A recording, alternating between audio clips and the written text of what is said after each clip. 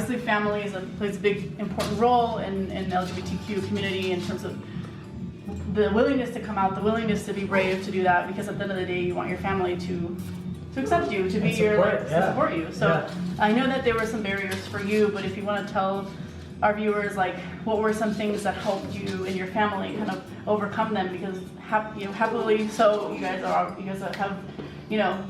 are on the good side now. Now things are our relationship is much better now. Yes. So So I mean, after I came out as lesbian and I did leave home, we didn't speak for a few months, but eventually my parents called me and they're like, "Can we go to therapy? Because we don't understand." So I told them, I said, under one condition, like, as long as it's a therapist that does understand our cultural background, but is also Americanized enough to understand where I'm coming from, but also where you guys are. So we ended up going to family therapy. We did that for almost a year.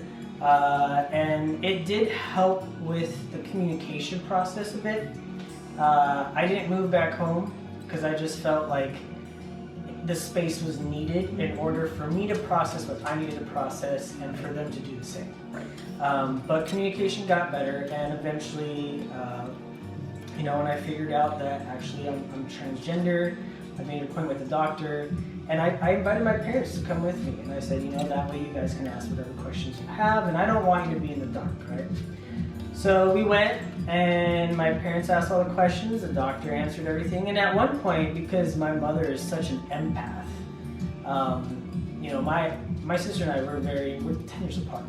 So my mom had me in her mid-30s, which at the time was a lot riskier than it is now. And so, she looked at the doctor and she just started crying, and she's like, "Is it my fault? Is it because I had him at a very late age? Wow. Like, did I do something?" And the doctor, explained to her, like, no, this is, there's no explanation for it, really. It's just, there's an anomaly when these individuals are born that their mind does not match physically with what their body, looks like. So after meeting with the doctor, my parents and I, we sat down, literally 10 minutes after, and they said, listening to him, doing the research, all this kind of stuff, and looking back at your childhood, we realized that you were struggling and that you weren't happy, and we don't want you to be unhappy anymore. Wow. And so, from there, little by little, I started hormone therapy, and it honestly has helped the dynamic of our relationship way more. Like, we talk more, we laugh more, we spend more time together. It's not this awkward of I'm hiding who I am and being somebody that I'm not in front of them. So it's a very open relationship now, and even with my sister and my aunts and my uncles and all of that. So it's definitely gotten way better. Yeah. Now, not to say that that's the case for every Middle Eastern or Muslim transgender individual.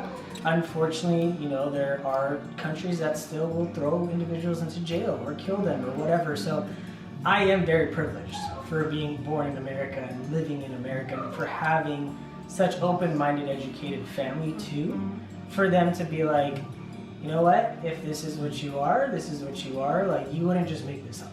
Right. Because who would want to go through this? Right. Really, it's not an easy process. Right.